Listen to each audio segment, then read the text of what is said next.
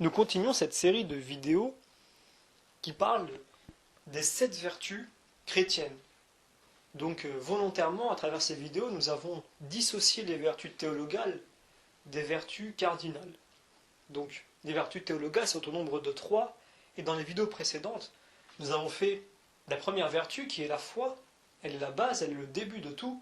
La seconde vertu, l'espérance. Quand on a la foi, eh bien, on a aussi l'espérance en une promesse qui n'est pas encore accomplie, mais notre foi, elle, se base sur des promesses déjà accomplies. Et donc, elle va pouvoir se porter à travers l'espérance sur des promesses qui ne sont pas encore accomplies. Mais, entre-temps, quand on a pris conscience de ce que Dieu attend de nous, ce qu'il a prévu pour l'humanité, eh bien, on développe la troisième vertu théologale, qui est la charité. Alors, saint Paul, dans son épître, nous dit que le plus important, c'est la charité. Alors pourquoi est-ce qu'il nous dit que le plus important, c'est la charité? Il dit cela parce que c'est celle qui va rester. Eh bien, quand on ira un jour, et je le souhaite à toutes les personnes, quand nous serons dans le royaume des cieux, l'espérance et la foi disparaîtront, mais la charité, elle restera. Pour bien comprendre ça, il faut comprendre le plan initial de Dieu, mais il faut comprendre qu'évidemment aussi, la foi disparaît puisque Dieu est devant nous. Il n'y a plus de foi. C'est une réalité. Aujourd'hui, nous n'avons pas foi que les animaux existent, puisque nous les voyons. Ce n'est plus de la foi. Et nous n'avons plus l'espérance aussi que Dieu réalise sa promesse, puisqu'elle sera réalisée. Donc la foi et l'espérance disparaissent, mais il reste la charité. La charité, c'est ce pourquoi Dieu a permis toute cette souffrance et a permis tous ces malheurs. Rappelons-le, quand Dieu crée l'homme et qu'il crée les anges, il demande aux anges d'aider les hommes à atteindre le salut. Et pour cela, il leur a dit très simplement, le plus petit d'entre vous, c'est le plus grand. C'est-à-dire le plus humble, le plus contrit, le plus serviteur des autres, celui qui s'oublie complètement, celui qui est complètement humilité et donc qui est charité, qui est amour envers son prochain. C'est lui qui est le plus grand dans mon royaume, puisque Dieu lui-même est charité, il est humilité, et pour pouvoir vivre avec Dieu, il faut être comme Dieu, il faut avoir les mêmes qualités, même si pour Dieu ce ne sont pas des qualités, ce sont des éléments intrinsèques de sa substance, de ce qu'il est lui-même. Il est charité. Alors, le but du fait d'avoir la foi et d'avoir l'espérance, c'est évidemment de développer cette charité, puisqu'au final, c'est ce qui va rester. Au final, c'est ce que Dieu veut de nous, puisque c'est ce qui va nous permettre de vivre avec lui. N'oublions pas ce que Dieu dit à Moïse. Personne ne peut voir Dieu sans mourir. C'est-à-dire sans mourir à lui-même, sans être complètement contrit, meurtri de l'intérieur, être humble. Et quand la personne est complètement humble, ainsi, elle est à l'image de ce que Dieu veut de nous.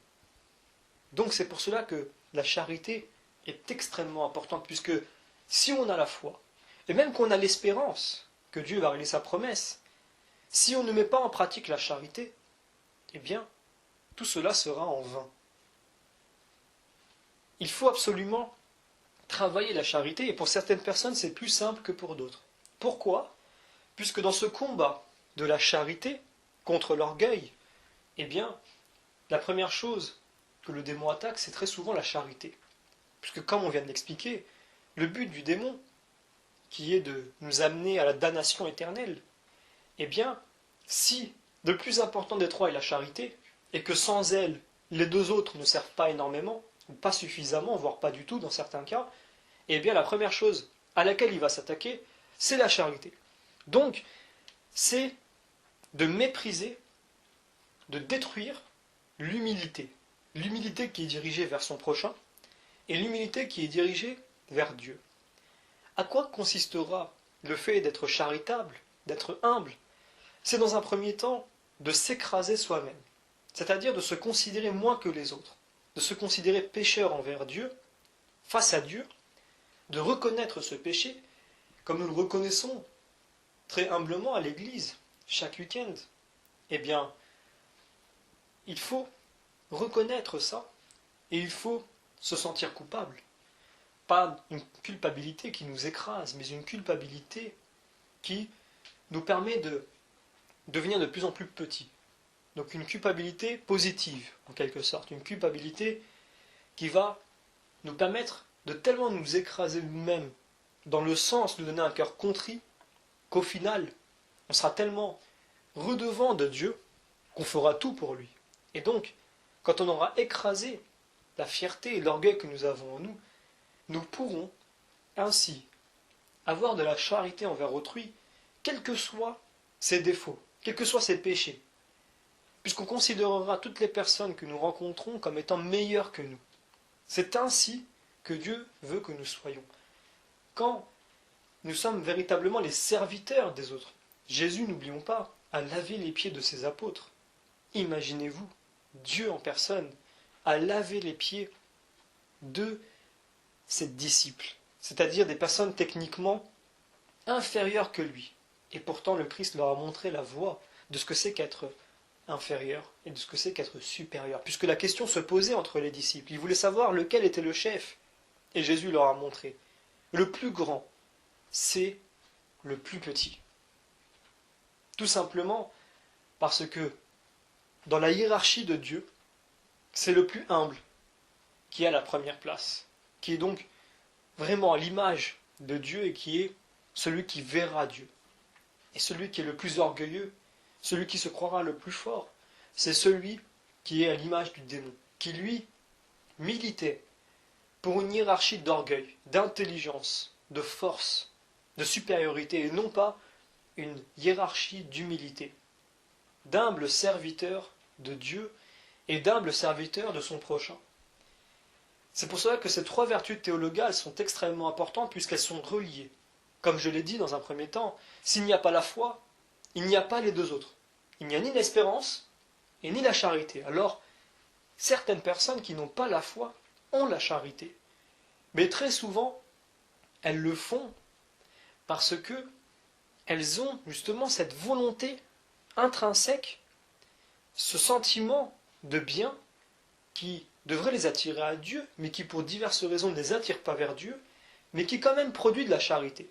Et donc le Christ lui-même disait que, à la fin, quand il dissociera en deux groupes les personnes qui étaient sur terre et qui ont travaillé à sa vigne, il y aura ceux qui auront donné à manger à celui qui a faim, donné à boire à celui qui a soif, et vêtu celui qui était nu.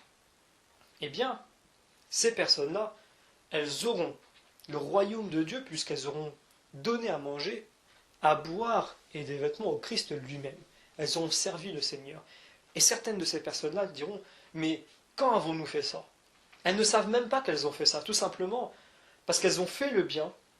En faisant ce bien-là, elles ont développé des qualités que Dieu attendait d'elles, des qualités qui leur permettront de voir Dieu, quand bien même elles ne savaient pas qu'elles le faisaient pour Dieu.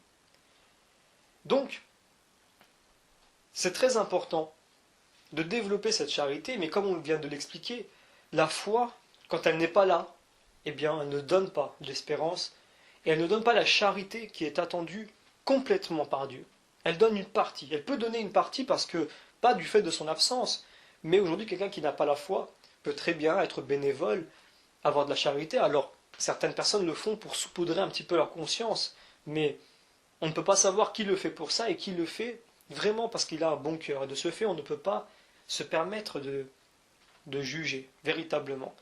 Chacun fait pour lui en vue d'être sauvé. Maintenant, quand une personne est bénévole et qu'elle permet d'aider autrui, elle fait le bien. Son état de cœur, qu'elle le fasse pour elle ou qu'elle le fasse parce qu'elle veut le faire pour autrui, ça, seul Dieu le sait. Alors, on a vu aussi que l'espérance, quand elle est ébranlée, qu'elle disparaît, elle emporte avec elle la foi. Et donc, elle l'emporte dans ce gouffre terrible, et il est très difficile d'en remonter. Et donc, la charité est très très importante, puisque s'il y a l'espérance, s'il y a la foi, mais qu'il n'y a pas la charité, on se condamne pratiquement ainsi, puisqu'on n'a pas développé les qualités que Dieu attend de nous quand il nous donne la foi, quand il nous permet de grandir dans l'espérance. De ce fait, les trois sont liés, les trois sont extrêmement importantes, et les trois sont à travailler constamment. La foi, généralement quand elle est là, qu'elle grandit, elle grandit quand on fait grandir la charité et qu'on fait grandir l'espérance. Donc très souvent, on se concentre plutôt sur l'espérance et sur la charité.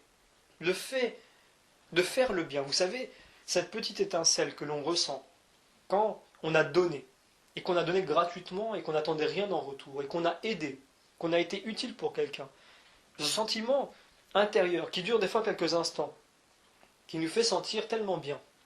Ce sentiment-là, c'est le sentiment, peut-être multiplié par 10, par 1000, par un, je ne sais combien, que l'on ressentira de manière permanente, perpétuelle, dans la présence de Dieu. Donc dans la vision béatifique, lorsque nous verrons Dieu. Puisque cette charité infinie qu'on aura en face de nous, eh bien, Dieu nous aura permis de la ressentir comme ça, ponctuellement, de temps en temps, dans ces moments-là. Et donc c'est pour ça que beaucoup de personnes, je pense par exemple à Mère Teresa, qui, par exemple, a énormément donné. Elle a énormément ressenti cette chaleur, alors elle était énormément, elle avait énormément hâte de voir Dieu, puisqu'elle savait au fond d'elle que cette petite étincelle, eh bien, elle allait la ressentir tout le temps, en permanence, et encore plus. Et donc, ainsi, son espérance grandissait, sa foi grandissait. Donc la charité nourrit les deux autres, et les trois se nourrissent l'une de l'autre. Donc c'est très important de développer ces qualités. Donc nous en avons fini avec les trois vertus théologales. Nous allons voir maintenant les vertus cardinales dans les prochaines vidéos. Mais il est très, très important de comprendre que ce travail de développer les vertus théologales n'est pas sans embûches. Il y a notre cœur qui quelquefois flanche, il y a les attaques du démon, il y a l'environnement, quelquefois nos frères et sœurs, nos familles, nos amis, qui, des fois sans le vouloir, nous mettent des bâtons dans les roues. Il faut comprendre que Dieu permet et veut cela, puisque c'est dans la difficulté que l'on tire le meilleur de nous-mêmes. C'est dans la difficulté que l'on grandit, que l'on se forge. Et il ne faut pas voir ça comme des échecs de notre part. Il ne faut pas voir cela comme une montagne trop grande, une montagne qui est insurmontable, un obstacle que l'on ne pourra jamais franchir. Il faut le voir comme un nouveau défi, comme quelque chose qui est envoyé de Dieu, afin que, à travers ce combat, qui est spirituel véritablement, nous en ressentions plus grand, plus fort, et que Dieu puisse à chaque fois nous redonner encore d'autres défis un peu plus grands, pour nous amener toujours dans cette éducation que Dieu nous fait pour nous, dans une fortification spirituelle qui nous amènera, on l'espère en tout cas, de tout notre cœur, puisque c'est l'espérance, on est en train d'en parler, dans la vision béatifique.